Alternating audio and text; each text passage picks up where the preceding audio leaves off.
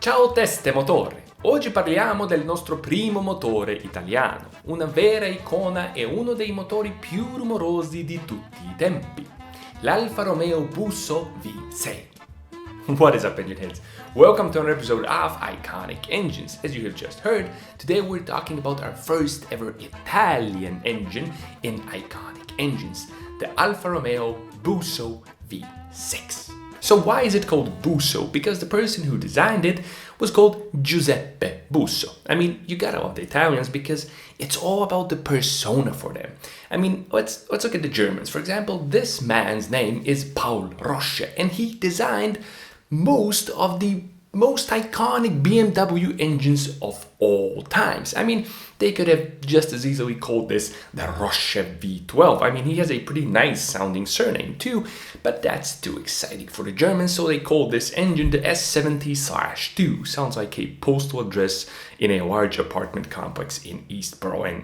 What about the Japanese? Well, don't even get me started on the Japanese, because calling an engine by the engineer's surname would be an incredible dishonor, shame, disgrace. So of course this isn't the Yamamoto engine, it's the 13B, nor is this the Kajitani engine, it's the B16, and all the other engines, the famous ones, are also just a cocktail of letters or numbers or whatever else. And for many of them, we don't even know any of the engineer names that have worked on the engine. Of course, singling out an engineer from the team would be an insult to the team and an embarrassment to the individual.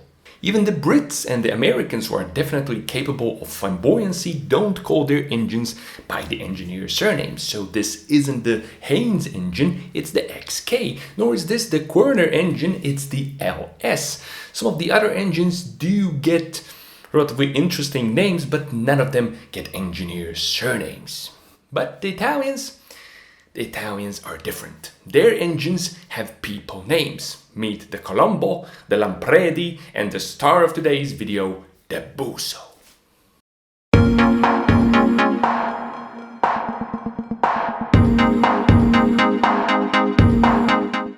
So Mr. Giuseppe Busso was born in 1913 in Torino, or Turin. He graduated from the Polytechnic University of Turin, and in 1937 he snagged his first job, which was working as a calculator, aka human computer, for Fiat's aeronautical engine department and experimental railway office. By the way, kids, he was a human computer because that's the only kind of computer they had back then, made from flesh and bones and a lot of neurons.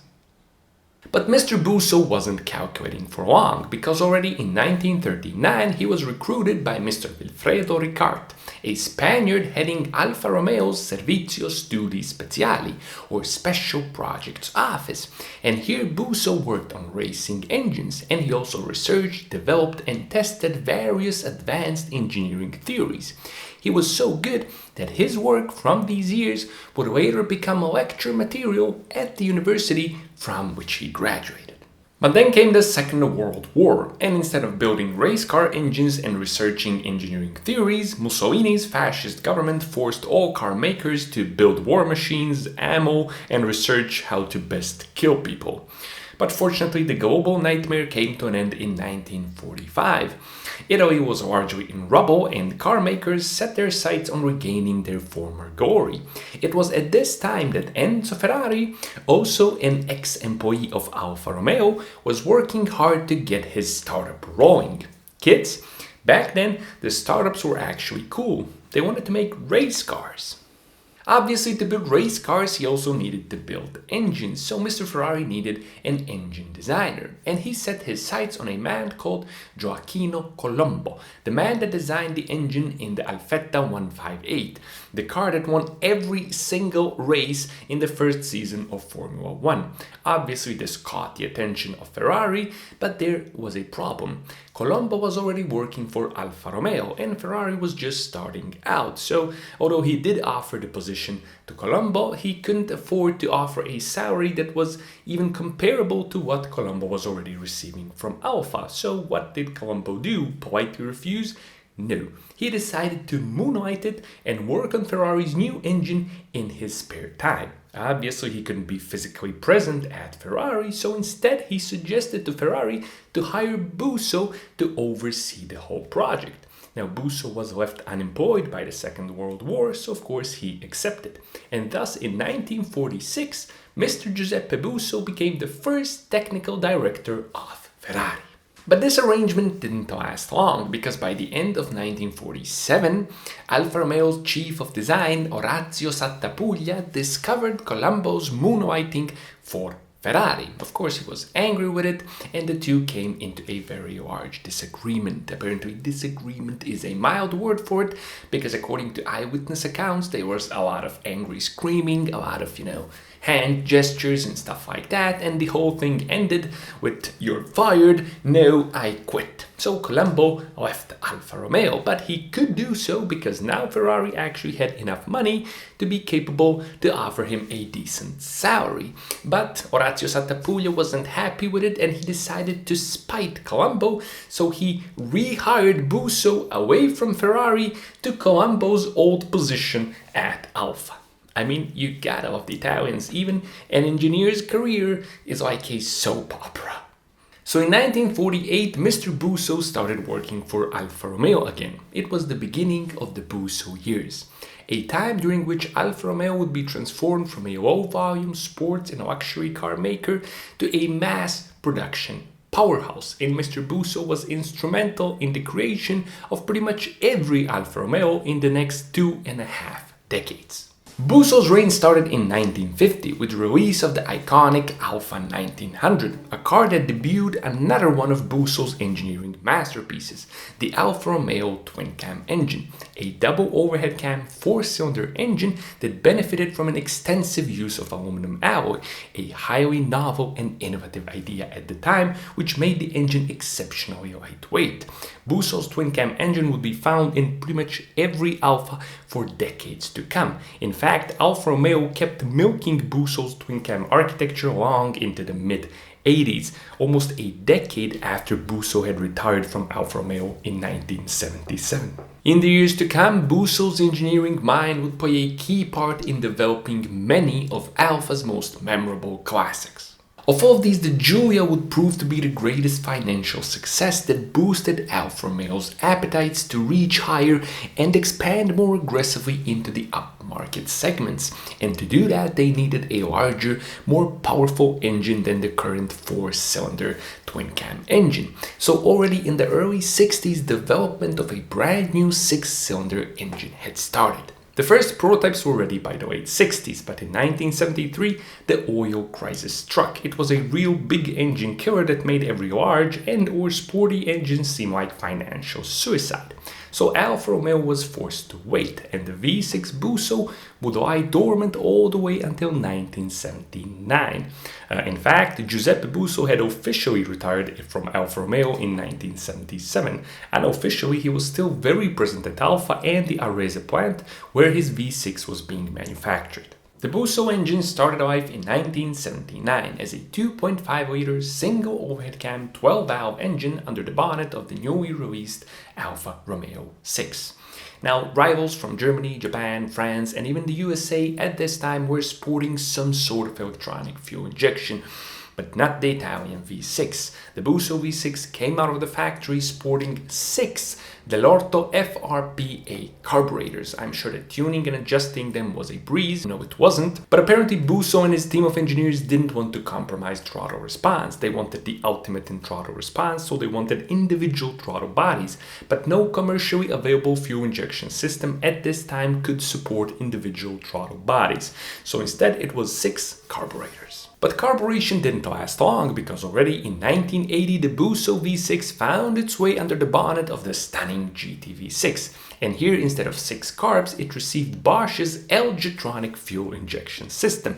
And it was a big improvement. Journalists, car enthusiasts, and everybody else couldn't get enough of the car. They raved about it, and many rave about this car to this day. So despite the lack of half a dozen Dell'Orto carbs or even a individual throttle body system, the V6 quickly became known as Arese's violin. It's not often that an engine gets compared to a violin, so to understand how that happened, I'll shut up and I'll let the Busso V6 do the talking.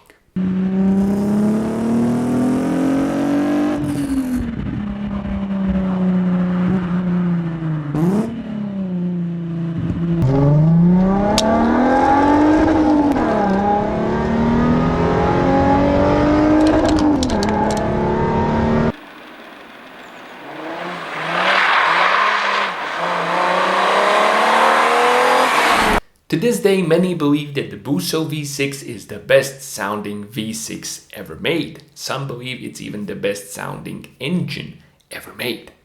So inspired by all the positive feedback, in the years to come, Alfa decided to play a game called Let's Stuff a Busso into Everything. So in 1983, the facelifted Alfa 6 received the new fuel-injected Busso. In 1984, it was the Alfa 19. In 1985, it was the Alfa 75. And in 1986, the Empire invaded.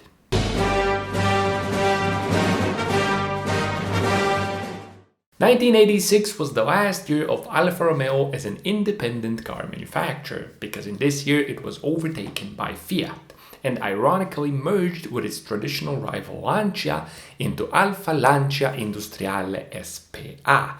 Under Fiat's guidance and to the dismay of many car enthusiasts, Alfa started moving away from rear-wheel drive vehicles towards front-wheel drive vehicles. The first of such models was introduced already in 1987. It was the front-wheel drive 164, Alfa's new flagship, and under its hood was, among others, the Busso V6, of course. So Fiat may have killed rear-wheel drive, but at least they couldn't kill the Busso. But there was more good news. The Busso had grown from 2.5 to 3 liters, and it also received this, perhaps the most memorable and appealing visual feature of all transversely mounted Busso V6 engines.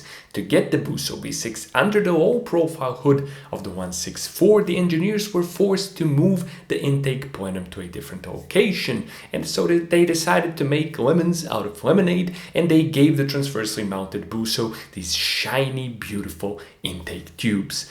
A stunning visual feature that would remain with all transversely mounted Busso engines until the end of production. By the late 80s, the whole 12-valve single overhead cam thing was getting very passé. Everybody was getting on the DOHC train, and so too the 12-valve Busso V6 was nearing the end of its production run.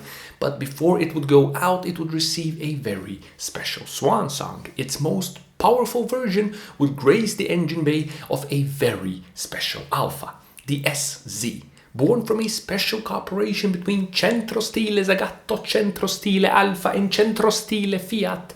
The SZ received a horse's dose of Italian flair and was a very special car indeed. But the 12-valve swan song wasn't a real swan song at all. The 12-valve would actually continue living all the way until year 2000, albeit in a diminutive size and with unnatural aspiration. Yes, it had a turbo. The 2-liter V6 Busso Turbo was introduced in 1991 on the 164 to allow Italians to avoid the heavy tax of all cars with engines larger than 2 liters. It was also available on the GTV Coupe and in the 166 until the advent of Euro 3 emission norms killed this little engine off. 1992 saw the introduction of 2 more camshafts and 12 more valves. It was the birth of the 24-valve double overhead cam Busso V6. The new engine boasted impressive numbers, improved efficiency, reduced emissions, and soon it found its way into many Alfa and even Lancia cars. But the 90s were the beginning of the end for the famed and historic Alfa Romeo Arese plant. Fiat showed no intentions to keep the plant alive, and by the year 2000, there were no cars being manufactured in this plant at all. In fact, the Busso V6 was the only thing being manufactured in the steadily declining plant. But it wasn't over yet. The Busso V6 would not go out without one last throaty roar, one last showcase of its beauty and glory. In 2001, Alfa Romeo released the 156 GT8, Gran Turismo Alleggerita, or Grand Tourer, lightened Grand Tourer, and in its engine bay was the final form of the Busso V6. Fattened before slaughter to 3.2 liters, the 4-cam Busso put out an impressive 250 horsepower. Just a year later, in 2002, the 147 GTA would receive the same engine. Known as Bussone or Big Busso, the engine accelerated GTA cars to 100 km per hour in just a bit over 6 seconds. True to tradition, it remained beautifully naturally aspirated and beautifully smooth and offered instantly addictive acceleration to the GTA cars, but it also seemed incapable of drivers. Despite interest from Cosworth to buy the V6 Busso production line, the last batch of the engines left the Arese plant on the 31st of December 2005. Giuseppe Busso decided to follow his beautiful creation into the great beyond just a few days later. He died on the 3rd of January 2006.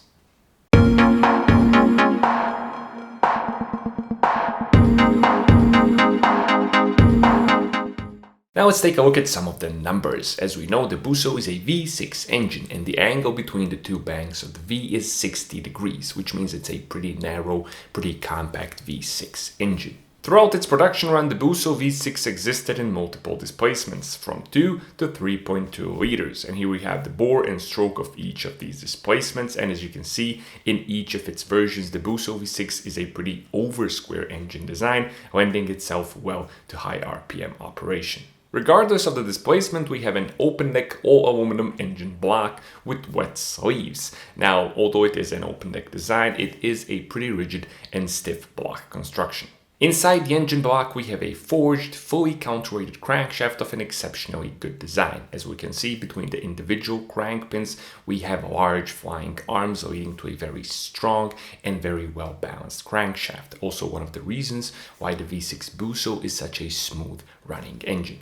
The connecting rods are also forged, while the pistons are cast aluminum with various coatings on later engines. Also, the Busso V6 engine doesn't feature any balancing shafts that often can be found on V6 engines. Instead, it's externally balanced via an offset weight crankshaft pulley and flywheel.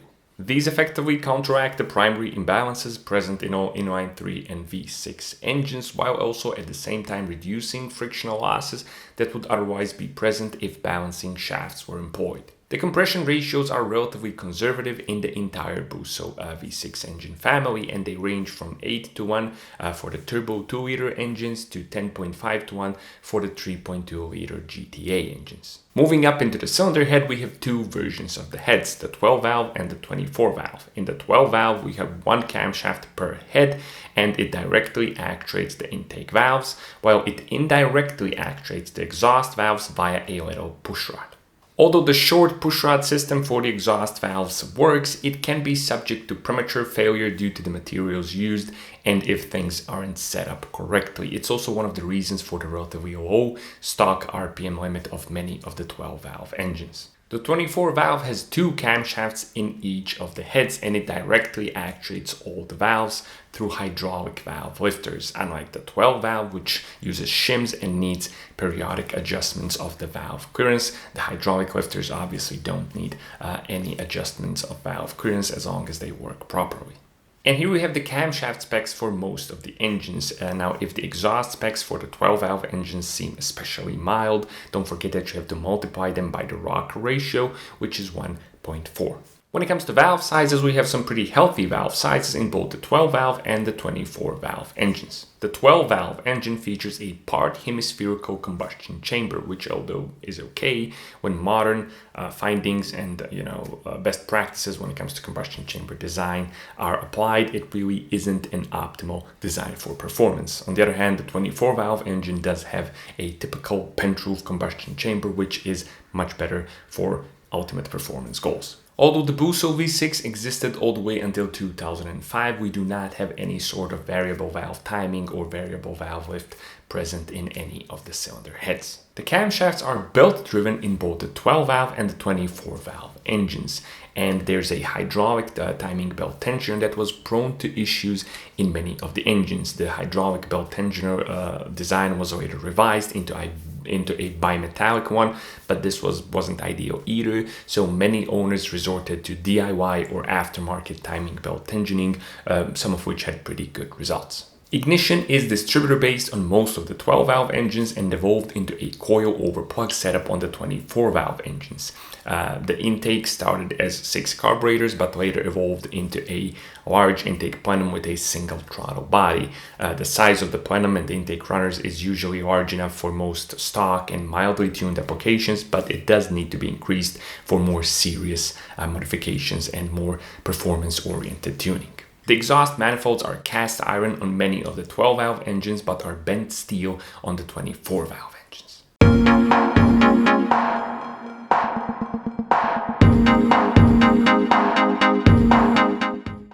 So that's enough dry numbers. Now let's talk about fun stuff, tuning. What can we do with this thing? Now, before we talk about tuning, a disclaimer. First of all, the Busso V6 engine isn't your 2JZ K20 LS 1.8 liter turbo or whatever other globally omnipresent engine that was churned out in massive numbers. The Busso V6 isn't as plentiful. It's a bit more on the rare side, especially in some parts of the world, which means that the aftermarket of the Busso engine isn't even comparable to many of the more popular tuning platforms. So it means that if you want performance stuff, it's often going to be either very expensive or hard to find, or you're going to have to be fabricating in DIY stuff yourself, which means that when it comes to tuning, it's not a very beginner-friendly engine. Also, it's not a very beginner-friendly engine when it comes to maintenance. Just like many Italians, it's very temperamental and it won't take kindly to the kind of nonsense you try to implement after watching a 10-minute DIY YouTube video. So, even finding TDC on this thing can be harder than on many other engines. Also, it has some pretty expensive replacement parts and often pretty short servicing intervals. So if you think, it's okay, I can wait with the timing belt, these parts seem very expensive and this replacement interval seems awfully short, maybe I can drive it a few more weeks. What could go wrong? Well, an interference engine snapping its belt, that's what could go wrong. Some of the V6 Bussos are famous for this, so definitely be wary of this. If you're buying a car with a Busso in it, if it has suspiciously low mileage, it's best to be very, very cautious. Often an engine with a lot of mileage is a safer bet if it's running properly, because it's gotten through all the hiccups and the inherent problems of these engines, because if it wasn't maintained, it would have died already. The good news is that this thing has been around for quite some time, so all of the bad ones and the poorly maintained ones are mostly already dead, and the only people that still are ready to really invest in these engines are mostly enthusiasts nowadays. So you can be relatively safe when you know what and from whom you're buying the Busso V6. So with that disclaimer out of the way, let's talk about tuning. What can you do with a Busso? Well, actually, you can do a lot of things, because despite that disclaimer, the Busso is a very capable engine platform if you do things right. It's a very special engine that can provide sensations many other engines cannot. It's an incredibly sounding, incredibly smooth engine that, when done right, can provide a lot of power. Now let's start with natural aspiration, as we usually do. Let's imagine we want to keep a Busso naturally aspirated. What can we do? Well, the most basic thing you can do is some performance-oriented and relatively mild camshafts, some, performance-oriented exhaust, maybe fumbling a bit with some sort of cold air intake, and, stuff like that. It doesn't require any major modifications or taking the engine out. Basic bolt-ons, which in the aftermarket don't really exist for the Busso, so you really can't do much, and you won't make any significant power increases. You might change the way the engine feels, you might slightly change the power curve with some cams, but it really isn't going to be a drastic change. But let's imagine you have bigger appetites for natural aspiration. Well, to satisfy those appetites, you'll have to take the Busso out of the car and take it apart.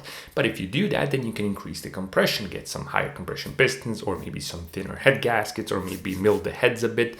There's a bunch of things you can do, and higher compression will benefit the Busso. But do be careful, because some earlier engines are susceptible to knock, even in their stock form. So be ready with some, knock monitoring in case you're messing about with one of the older engines. Most of the newer engines are pretty okay with knock and don't have these problems in stock form, and they do have knock monitoring, in the factory ECU.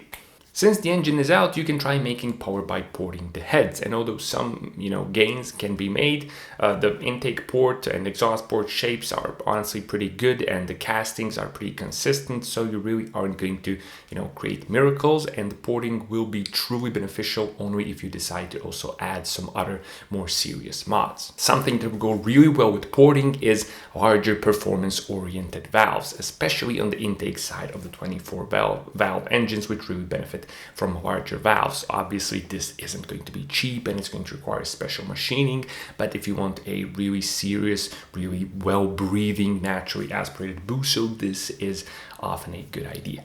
If you do decide to get really serious with natural aspiration tuning and get oversized valves, then you're going to have to, get rid of a new bottleneck that just appears because you have a really well-breathing engine. And that bottleneck is now your intake plenum, your throttle body, your intake tubes, and you're going to have to get a larger of all of these. Obviously, none of this is going to be cheap, or if you're already spending all that money, then you can go with an individual throttle body intake system and a custom ECU, and we're talking a small fortune here, but it's going to create a really, really amazing, really special naturally aspirated engine.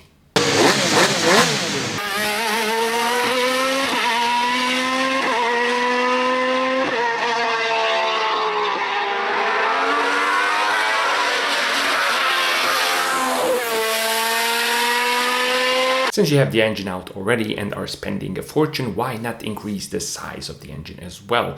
If you do have a 3-liter engine as your starting point, then you can increase it to a maximum size of 3.5 liters by getting custom sleeves and custom pistons. There's a bunch of different ways around this and different sleeve and piston combos. Most of it isn't really going to be cheap, but it can be done. There's some also DIY approaches to this, but it does, take again a significant amount of money. If you do start with a 3.2 liter engine, then you can increase it to a maximum size of 3.7 liters.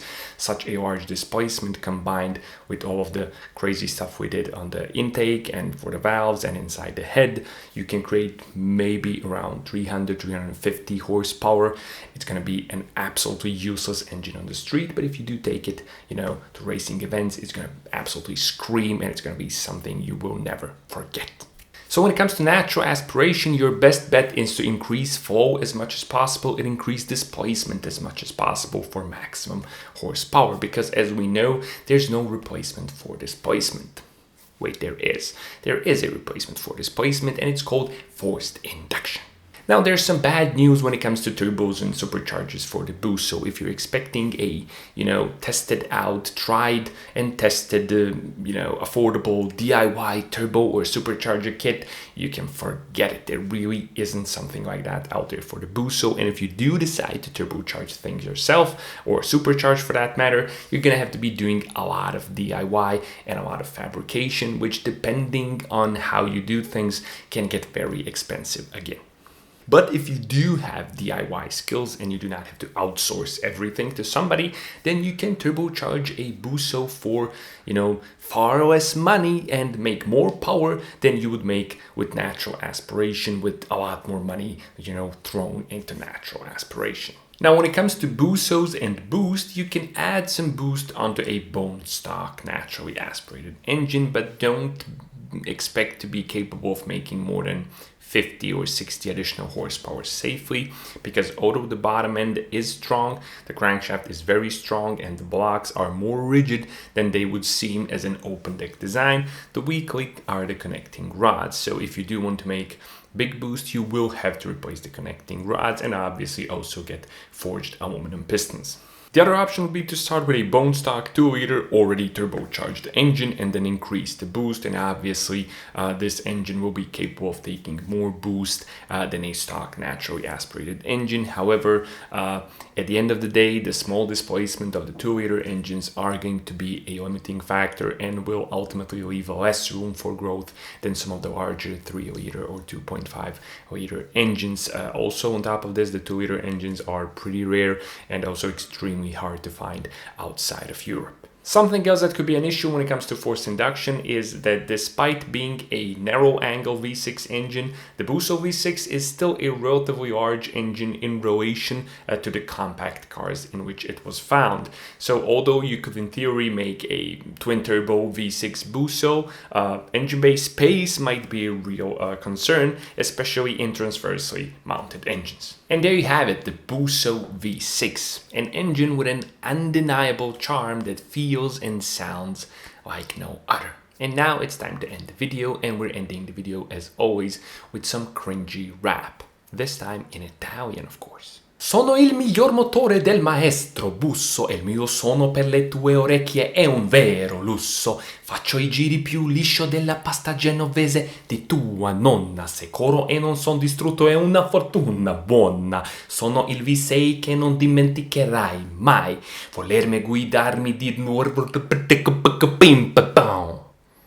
Ok, let's try that again. Sono il miglior motore del maestro Busso. Il mio suono per le tue orecchie è un vero lusso. Faccio i giri più liscio della pasta genovese di tua nonna. Se coro e non son distrutto è una fortuna buona. Sono il V6 che non dimenticherai mai. Volermi guidare di nuovo è l'unica cosa cui penserai.